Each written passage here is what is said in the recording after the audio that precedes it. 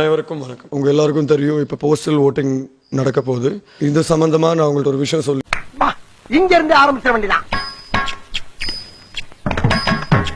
சொல்லி ஆகணும். இந்த தடவை நுவரெலியா மாவட்டத்தில் 5 வேட்பாளர்கள் நாங்கள் இறங்கி இருக்கோம். பதுளையில் ஒருத்தர் இறங்கி இருக்காரு, கண்டிலையும் ஒரு வேட்பாளர் இறங்கி இருக்காரு. நீங்க எதுக்கு யாரு இவனுங்களா செல்றா பசங்க இவனுங்க நிக்கிறான் பாத்தீங்களா? அவன் என் தாத்தன் தான். நைட்டு 9 மணிக்கு மேல காத்திருந்து பாப்பி மறைச்சு கடைசியில் 1000 ரூபாய் பத்தி மட்டும்தான் பேச்சுவார்த்தை போச்சு கடந்த 4 வருஷமா. நுவரெலியா மாவட்டம் மட்டும் இல்லாம மலையகத்துல இருக்க அனைத்து மாவட்டங்களையும் நிறைய பிரச்சனைகள் இருக்கு. அதே மாதிரி ஆசிரியர்கள் லீவ போடு போடு லீவ் லீவ் போட முடியாதுயா. சரியான ஆம்பளை யாரோ ஏரியா போயா. ஏதோ ஏரியாக்கு வாயா நீ. ஏரியா சொல்லு. வாடாடி வாடா. ஓ ஏரியா எங்க இருக்குன்னு சொல்லிட்டு போடா. நீயா கண்டுபிடிச்சு வாடா. ஏன்னா சொல்லி விட. அரசு ஊழியர்கள், பாதுகாப்பு உத்தியோகஸ்தர்கள், உங்க எல்லாருக்கும் ஒரே ஒரு பிரச்சனை இருக்கு. அதாவது உங்களுக்கு தேவையான அங்கீகாரம் கிடைக்க மாட்டேங்குது. இன்னைக்கு நிறைய பேர் நீங்க தோட்டத்துல வாழ்ந்துட்டு இருக்கீங்க, மக்களோட மக்களா. ஆனா உங்களுக்கு கிடைக்க வேண்டிய சலுகைகள் கிடைக்கும். ஒண்ணுமே சாப்பிட முடியலீங்க. எப்படி சாப்பிட முடியும்? உமக்கு வந்திருக்கிறது சக்கரை வியாதி.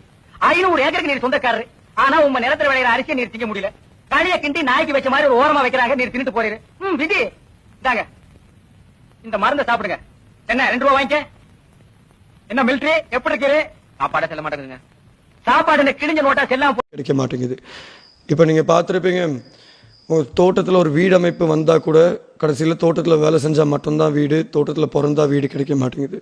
கடைசியில மக்களுக்கு சேவையாற்ற உங்களுக்கு அந்த முக்கியத்துவம் கிடைக்க மாட்டேங்குது. இதெல்லாம் எங்களால உங்களுக்கு தர முடியும். உங்களுக்கு தேவையான அங்கீகாரத்தையும் தர முடியும். நான் என்ன பம்பரமா சுத்தி விட்டு பாக்குறேன். என்ன சாரி பாவட அன்றாரு. இப்ப யார் மேல மோதிருக்கு தெரியுமா? யார் மேல? என் வெயிட் தெரியாம பேசிக்கிட்டு இருக்கீங்க. இடிச்சோன கிருன்னு சுத்துறே இல்ல, அப்பவே தெரிஞ்சது வெயிட். ஆறுமுக தொண்டமான் வச்சிருந்த கோரிக்கையில ஒரு கோரிக்கை என்னன்னா, மலையகத்துக்கு ஒரு பல்கலைக்கழகம் கட்டாயம் வந்தாகணும்னு. அந்த யூனிவர்சிட்டியை மலையகத்துக்கு கொண்டாடுறதுக்கு என்னென்ன நடவடிக்கை எடுக்கணுமோ அதெல்லாம் கொஞ்சம் கொஞ்சமா எடுத்துட்டு இருக்கோம்.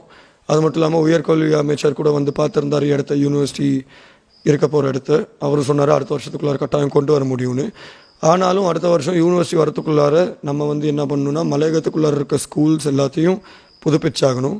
ஸ்கூல்ஸ் இன்னும் மலையகத்துல அடிப்படை வசதி இல்லாம இருக்கு. அது எல்லாத்தையும் நம்ம புதுப்பிச்சா கட்டாயம் நம்மளால யூனிவர்சிட்டிக்கு தேவையான அவுட்புட் கொண்டு வர முடியும். ஆறுமுக தொண்டமான் கடைசி வரைக்கும் எதிர்பார்த்தாரு மலையக மக்கள் ஒற்றுமையா இருக்கணும்னு. ஆனா கடைசி வரைக்கும் அதை ஒற்றுமையா அவரால் பார்க்க முடியல. ஒரு விஷயம் என்னன்னா, அவர் இறந்த பிற்பாடு நீங்க எல்லாம் ஒற்றுமையா இருக்கீங்க. ஏன்னா ஒவ்வொரு தோட்டமா இருக்கட்டும், ஒவ்வொரு கிராமமா இருக்கட்டும், ஒவ்வொரு நகரமா இருக்கட்டும் ஆதரவு கூடிட்டே இருக்கு. அப்படி இருக்க பட்சத்துல நீங்க எல்லாரும் கட்டாயம் உங்க ஆதரவு எனக்கு தருவீங்கன்னு நான் எதிர்பார்க்கிறேன்.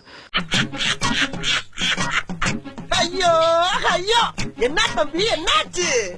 அமரர் ஆறுமுகம் தொண்டமான் என்னைக்கும் தேர்தல் அன்னைக்கு கடைசியா அவர் சொல்ற ஒரே விஷயம் என்னன்னா, எந்த மாவட்டமா இருந்தாலும் சரி, எந்த இலக்கங்களா இருந்தாலும் சரி, எல்லா மாவட்டங்களையும் எல்லா இலக்கங்களையும் நான் ஆறுமுக தொண்டமான் தான் நிக்கிறேன். நீங்க கட்டாயம் வாக்களிப்பீங்க, எங்களுக்கு ஒரு மகத்தான வெற்றியை தர